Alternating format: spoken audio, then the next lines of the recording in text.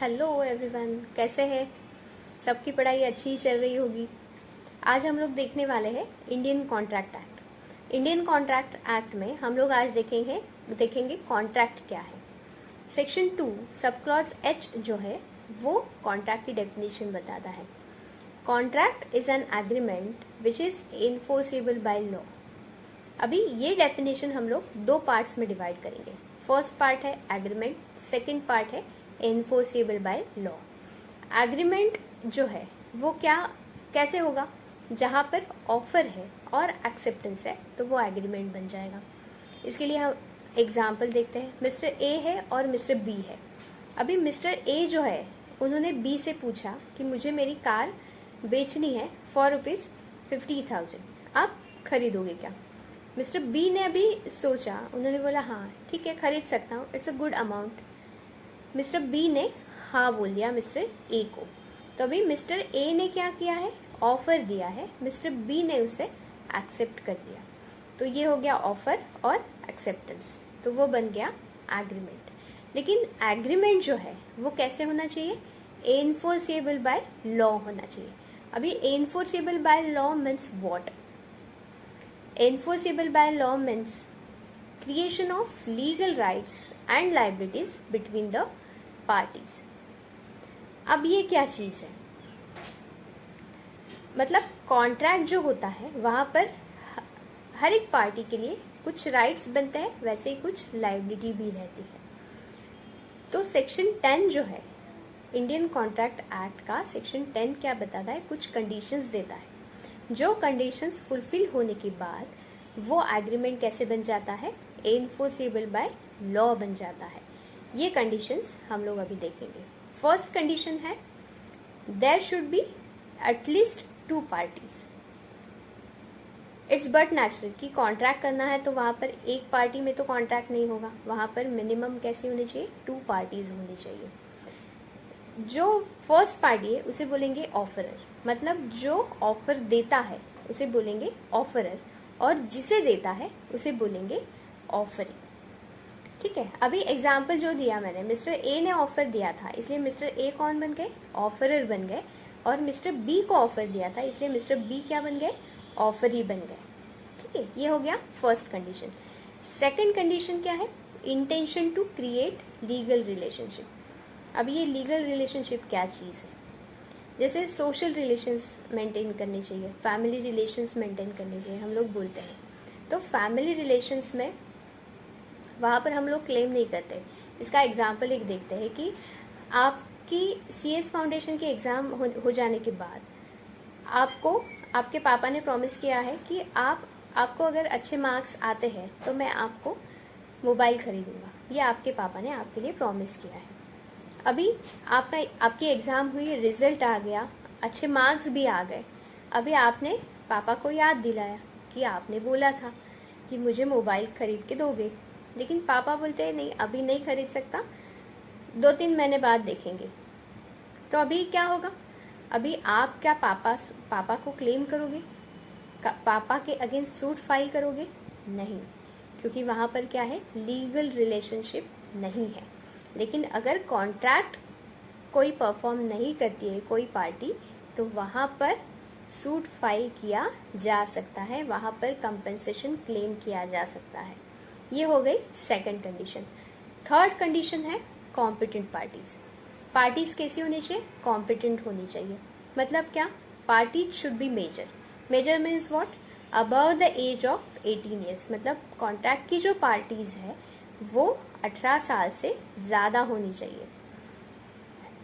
Every party should be of sound mind. अभी sound mind means what? Sound mind means जो capable है, who is capable to understand the nature of the contract. ठीक है, जैसे mister A है और mister B है। Mister A B के पास गए, लेकिन मिस्टर ए क्या बोल रहे हैं बी को कुछ पता नहीं चल रहा है, कुछ समझ में नहीं आ रहा है, तो उसे बोलेंगे साउंड माइंड? नहीं बोलेंगे। कोई ड्रिंक्स लेके आ गया, दारू पी के बैठा है सामने, उसे कुछ समझ में नहीं आ रहा है, क्या हो रहा है, क्या चल रहा है, कौन क्या बात कर रहा है, कुछ समझ में नहीं आ रहा, तो उसे बोलेंगे साउंड माइंड? नहीं, वो साउंड माइंड नहीं है। थर्ड कंडीशन है person should not be disqualified by law. अभी डिस्क्वालिफाइड पर्सन्स मतलब क्या? डिस्क्वालिफाइड पर्सन्स में एलियन एनिमीज और क्रिमिनल्स आते हैं।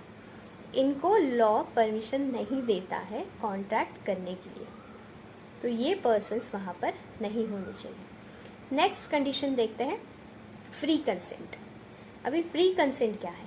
फ्री कंसेंट से पहले हम लोग देखेंगे what is consent. Indian contract act का सेक्शन 13 जो है वो कंसेंट के बारे में बताता है। कंसेंसस एड ईडम मतलब क्या? Meeting of minds.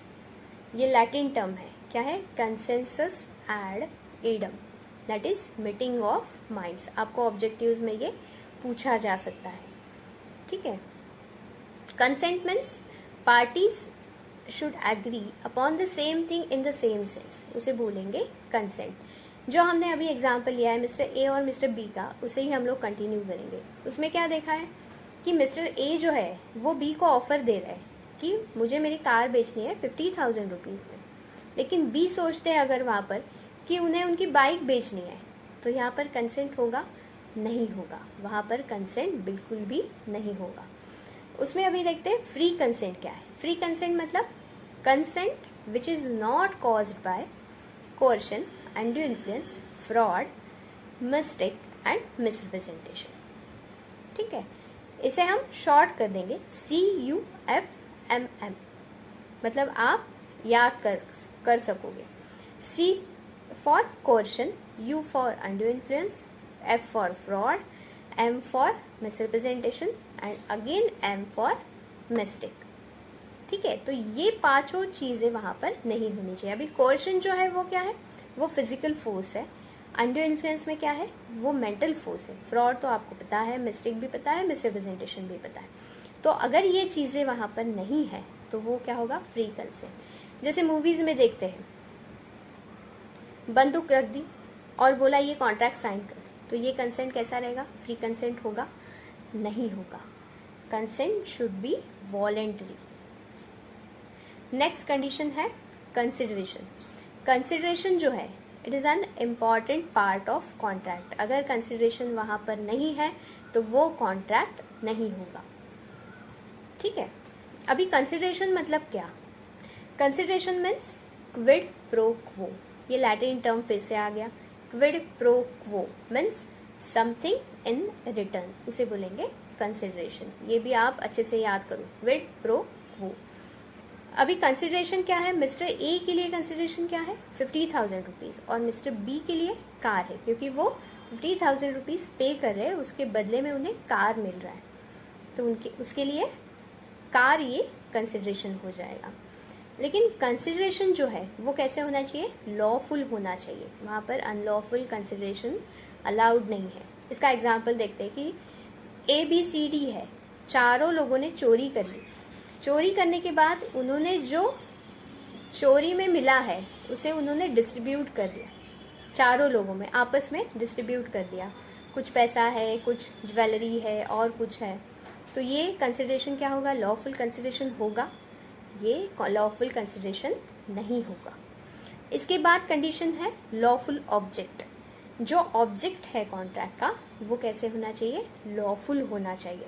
ये बोला है सेक्शन 23 में, इंडियन कॉन्ट्रैक्ट एक्ट के सेक्शन 23 में बोला है कि ऑब्जेक्ट कैसे होना चाहिए। मतलब ऑब्जेक्ट क्या है कि वो अनलॉफुल नहीं होना चाहिए, इलीगल नहीं होना चाहिए।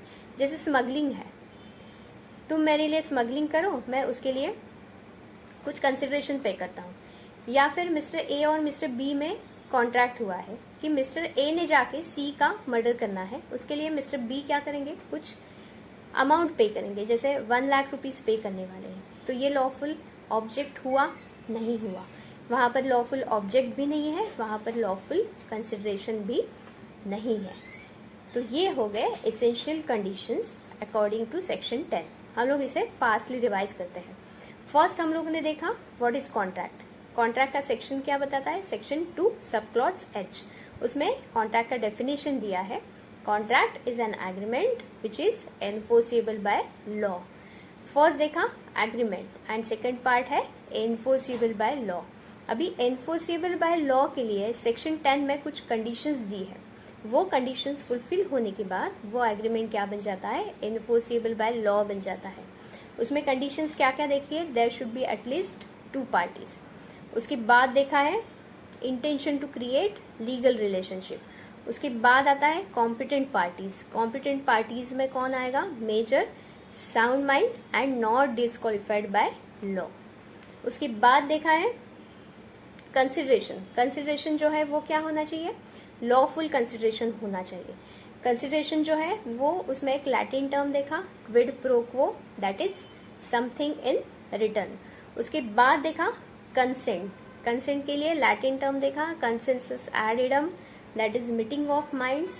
उसके बाद देखा free consent. Free consent means consent which is not caused by coercion, undue influence, fraud, mistake and misrepresentation. उसके लिए हमने वर्ड यूज किया CUFMM। उसके बाद आया लॉफुल ऑब्जेक्ट। ये हो गया आपका सेक्शन 10।